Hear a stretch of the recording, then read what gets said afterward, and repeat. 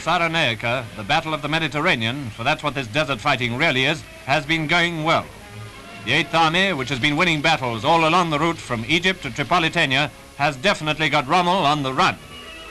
And the British plan of destroying German and Italian war material in Africa is being thoroughly carried out. Lots of captured material will be sent back. The enemy was badly mauled right from the start of our offensive, and as that offensive gathered momentum, he lost more and more weapons.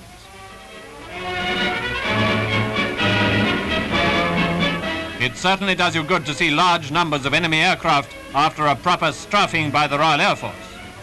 This was at Gambut, not far from Tobruk, and it was the same at Derna. It illustrates the fact that the RAF was well on top. The garrison broke out of Tobruk and joined up with the relieving forces. Tobruk had done its duty magnificently, and now, in place of the gallant Allied defenders, it was quickly filling up with German and Italian prisoners waiting to be sent back to Egypt.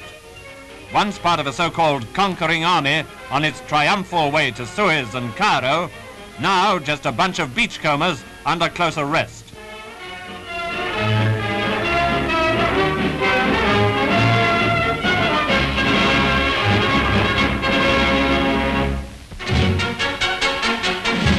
Derna was the next capture as the 8th Army swept on in hot pursuit of the enemy. Though Rommel was on the run, he was fighting with all the stubborn skill and resource you'd naturally expect from this general. All the same, he was being driven westward, and he had to clear out of Derna at the double. Actually, the town, rather a nice-looking seaside resort, had been evacuated the night before our troops went in.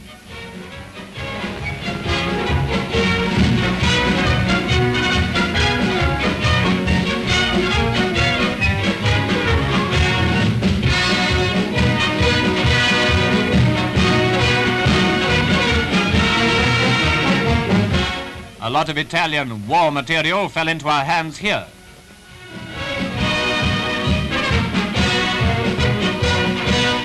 I'd rather have a pint of wallop any day. Inside an Italian hospital in Derna, the first troops to arrive found a number of our own wounded. You can imagine the feelings of these British prisoners at such a moment. It was certainly a happy Christmas for them, although wounded. Meanwhile, it was all quiet again in Derna, and the general was planning the best method of overtaking the retreating Germans and Italians. Our force was close on their heels, but when Rommel does run, it's a job to catch up with him sometimes, especially as he'd taken the precaution of doing as much damage as possible to the roads. Prisoners were set to work repairing them.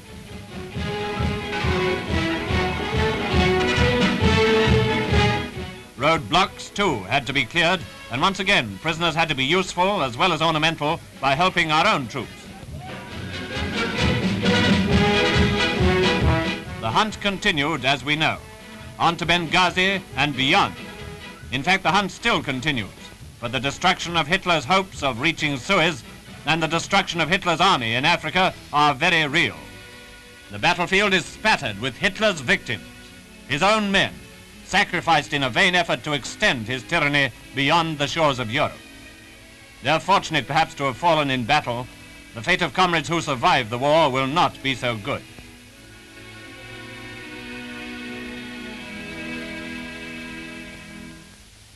Rommel made a stand at Ajdabiya, then bolted again. And once again, bad weather made the pursuit difficult. Sandstorms and rain. And when it rains in the desert, it makes a mess of things. This happened right at the beginning of the offensive, and again at the Battle of Ajdabiya. Desert floods have their humorous side, if you can preserve a sense of humor at a time like this. It seems that our cameraman did anyway.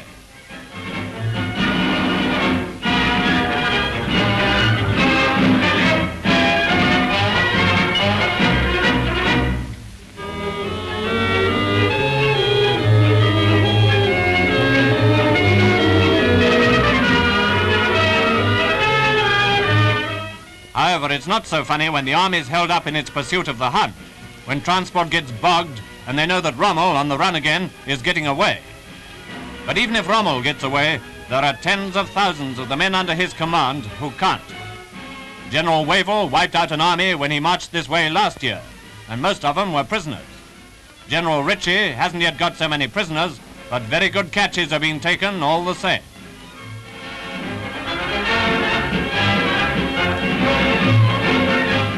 when you get over the 30,000 mark, well, it begins to look like another good season.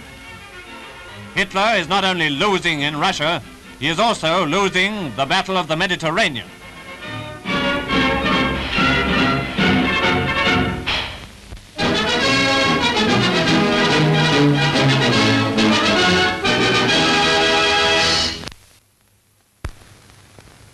Cyril Fletcher and the Careless Sneezer. Scene 1, take